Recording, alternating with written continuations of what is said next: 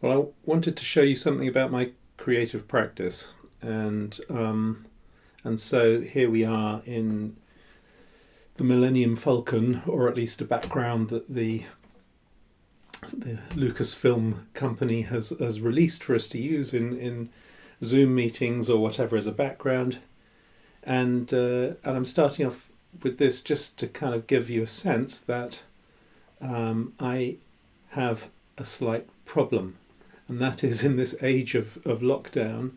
I found that really in my working environment, in my study, things are so chaotic that I really don't have a place to do meetings. But this is something that I'm going to be honest and open with. So I'm going to let you into the kind of sense of the problem that I have. And we'll get that by shifting away from the green screen. And I'm going to move it around. And you're going to see, hopefully, my actual working environment, if we can get in focus, and my actual desk and what have you. And you can see that I work in a certain amount of chaos, and it's not good. It's not good at all. And I wish I was able to achieve some kind of utopian minimalist dream where there were surfaces everywhere and all my stuff was neatly filed and my notebooks kind of didn't look like this, with no dates and lots of doodles and all that stuff. And I'd love to show you that, because I kind of feel as if that's the thing we should aspire to, as if that's the thing that is the right way.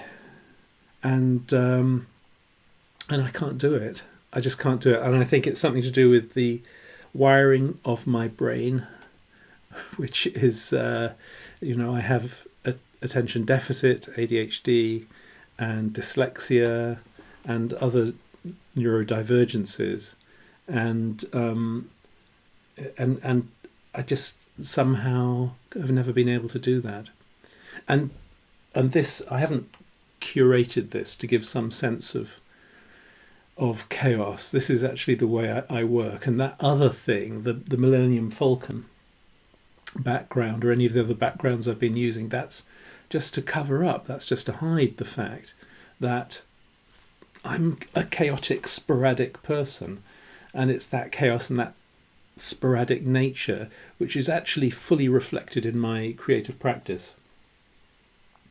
So when I was first published as a novelist, and I started going out and giving author talks, I realised that there was one question that was coming up again and again, which was this: how do you do your research?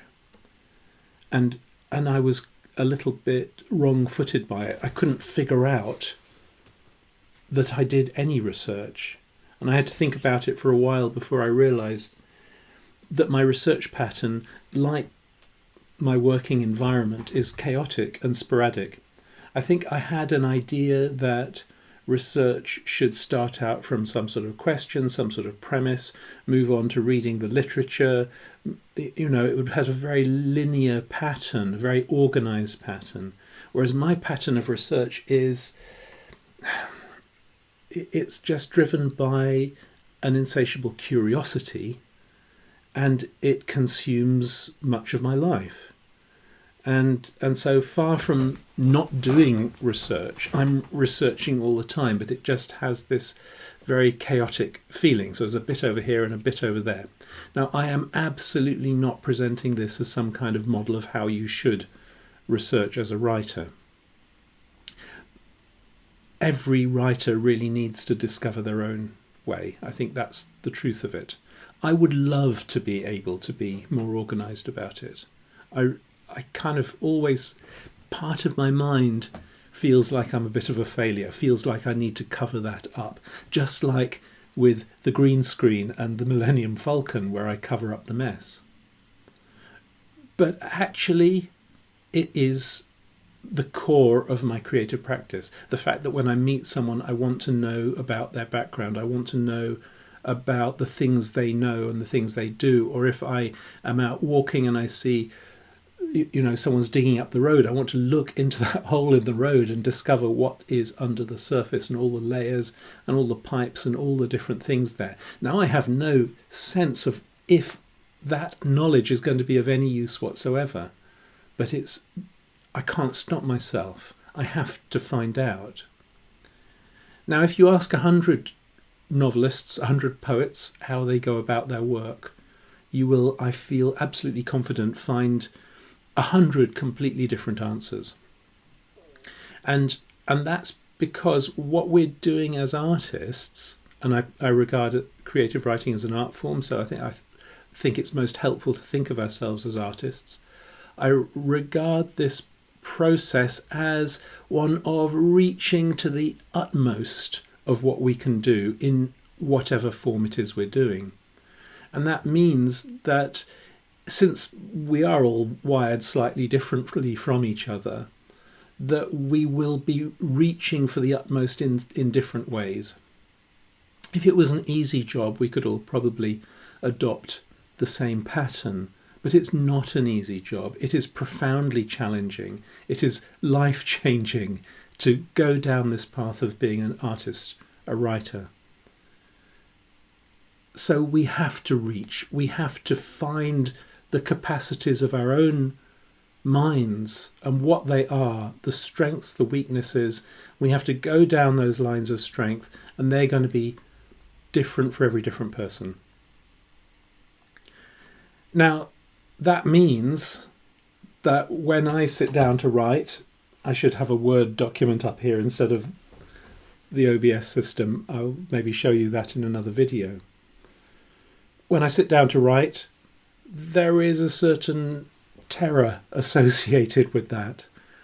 The terror of facing a challenge as if I know nothing at all. And I think that feeling of reaching for the utmost, of starting each day from scratch, knowing nothing, forces us to be not complacent.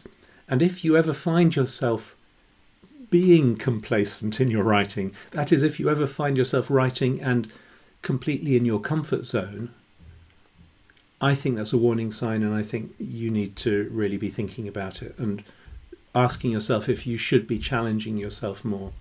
Now, perhaps on one day I'm going to sit down and there are going to be no words come out of it, and perhaps I'm going to sit down and I'm going to write 2,000 words and it's all wonderful, or perhaps I write a little bit and it's really rubbish.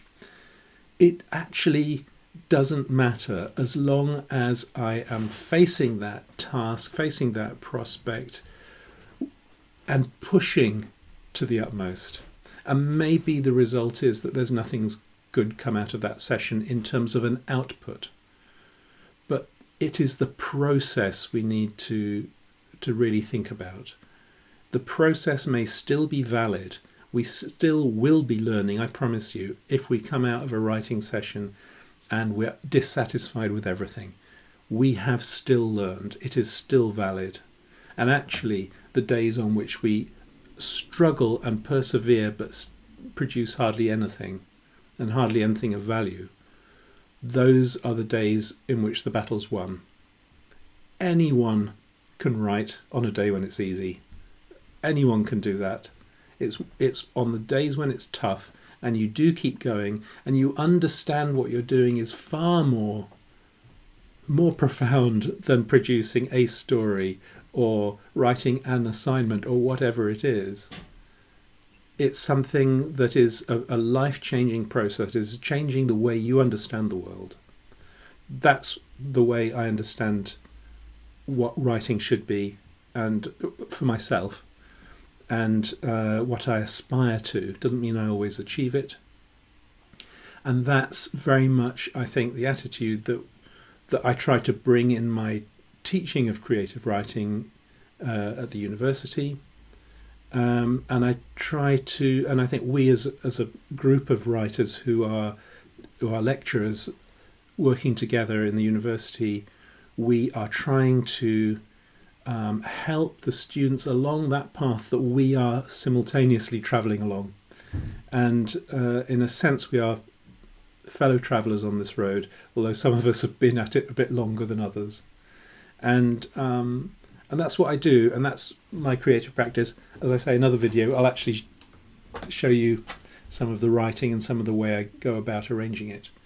But for now, I think that's probably enough.